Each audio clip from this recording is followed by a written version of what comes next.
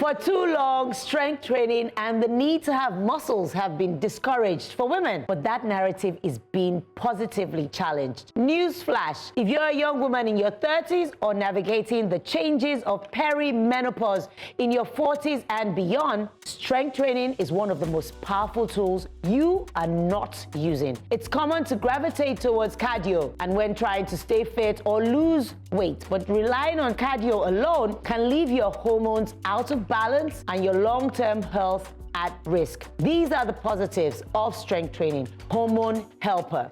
Strength training supports a healthy balance of estrogen and progesterone, which influence everything from your skin to sleep to your mood. As estrogen naturally declines with age for women, lifting weights can help reduce those hot flashes, preserve your lean muscle, and improve your bone density. It boosts your testosterone. Yes, women have testosterone also. Women naturally have testosterone. It fuels energy, libido, muscle strength, and mental clarity. Lifting weights gives your body a natural and safe testosterone boost, no supplements needed. It also gives you insulin sensitivity and weight control, helps muscles utilize glucose, improving insulin sensitivity, helping regulate your blood sugar levels. This is crucial whether you're preventing future metabolic issues or managing PCOS, prediabetes, or midlife weight gain. It calms your cortisol, which is the stress hormone. Too much cardio, especially when paired with busy, high-stress lifestyles, can elevate your cortisol, leading to stubborn belly fat, fatigue, and disrupted sleep. Strength training promotes a healthier cortisol rhythm, helping you feel stronger, calmer, and more resilient. It's beyond just looks, trust me. It sharpens your cognitive function, improves your confidence, and combats anxiety, brain fog that can come with hormonal changes. Bottom line, whether you're in your 30s, building for long-term health, or in your 40s, preparing for menopause. If you don't know about menopause, please go and read about it, women. And the men too. Don't skip weights. I beg you. You're not training for muscles, just that, you're not. You're training for hormone health, your mood metabolism, and longevity. Start where you are. I'm not saying go and carry 50 kg. Kate said 100 kg. Start where you are, lifting what you can. Progressively go up and then watch your body. Thank you. You know, the thing about, when it comes to like fitness and health, you're a coach. A lot of us look up to you. The guy that came with Jeffrey today was like, his girlfriend saw you and was inspired by you and entered the gym. After 2 months, you came back to like, I can't do it. No, like, I cannot do it. So I really, really appreciate your advocacy because one thing that a lot of young people don't understand is a lot of people go to the gym because they want to see results immediately. It's not possible. Going to fitness is not an immediate result. It has to be a lifestyle. Delayed gratification is what you get. Yeah, it's the same thing as success. It's compoundment. It compounds over time. So when you're going to the gym, because it gets discouraging. When you go and you lift, and then the next day you're going to the mirror, you're like, what did you do now? I can't see this brilliant today, So it gets really discouraging. But if you understand that what it does is something I saw one time, and the guy was describing the different effects of things based on time. So it says like if you don't drink water, you feel it immediately, right? Because you get dehydrated immediately. So you can feel it immediately. If you don't eat food, you can feel it. If you hold your breath, you can feel it. And same thing with your body. Like working out is an essential part of life. Like water. Yeah. Like breathing air. 100%. But the difference is you don't see the effect immediately. It comes gradually. So over the years, 10 years, that you now start seeing the effect. But it's as important. The way you breathe air, you have to understand that's important. Thank you for this advocacy. I feel like this is for me. I do a lot of cardio, but I don't train, largely because I am not a gym person. I want something I can do outdoor. I don't like the idea of being tied to a particular place because I move around a lot. So the question I would like to ask is, what are the training options that are not tied to a gym? Don't answer. You have to. It's consultation, please. No. I'm doing this for free right now. It's economy, not even free. Not even free. People looking at, do I need to start fetching water from the well? So that at least I will feel like I'm doing some form of... That will help. To be honest, some people who say they cannot afford the dumbbells.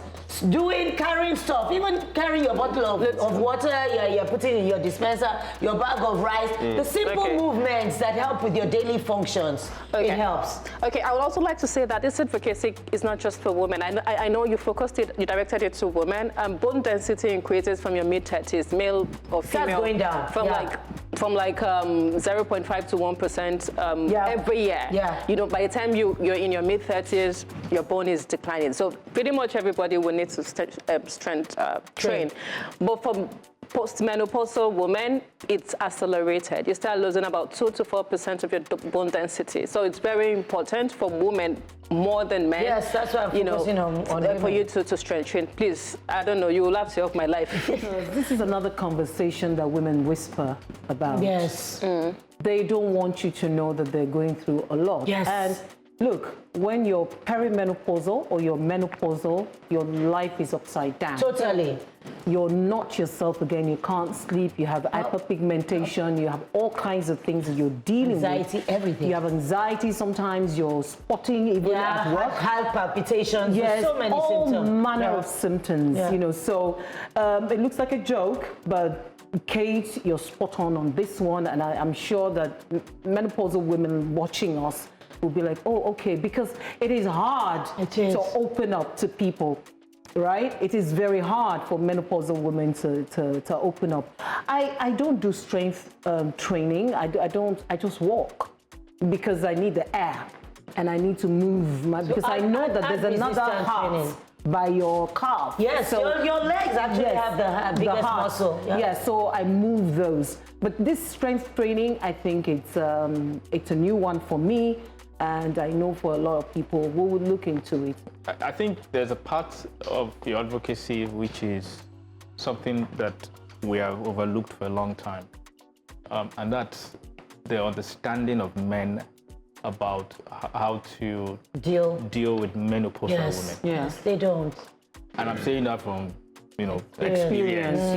As someone who, has to deal with a woman who's going through menopause and seeing the changes, going on with her and trying to figure it out because, like you said, the signs are obvious. There's the lack of estrogen, and then some things can't just be put into words. Yeah, that's it. You really can't explain it. Yeah, she can't explain it. Okay.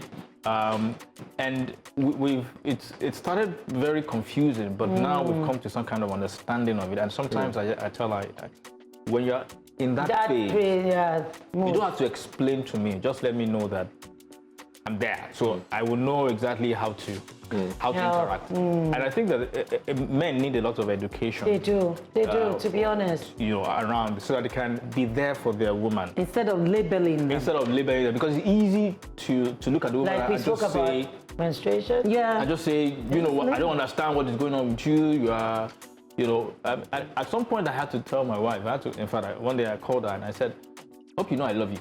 Oh, yeah, because it's a very uncertain time. And this was coming from a time when she just didn't want to talk to me. Yeah, don't want to touch. She doesn't even want to see me. It's part of it, And that was it. She didn't talk to me for days, and it wasn't as if there was anything, there was nothing, But she was just at that point where she was just and I just left her, and by herself. By the time she came back, she was hyper, and everything. And so there's a need for men to be educated in things like this. And I love your advocacy and about those things. I'll send it to my wife also. I think that because she's doing quite a lot of awareness. She's doing some gymming and all that. It helps. And she's also carrying weight right now as well. So thank you for that. I'd like to add something before you wrap up. I think we've spoken about this when you had the advocacy about the menstruation. And I feel like one of the biggest problems in our society, and it affects every single thing because we coexist. We have to coexist. Is the fact that men don't know about women and women don't know about men. And that even affects down to our relationships and how we bring up kids. Like people don't understand the depth of that. For all of my women out there, exercise is not punishment. It's an investment in yourself.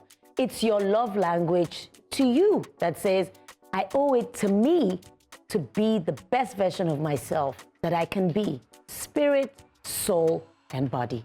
And when you put it that way, Kate, I think I could learn to speak some good language to myself as well. However, here is a case of people exercising themselves not in a productive way, but in exam 419.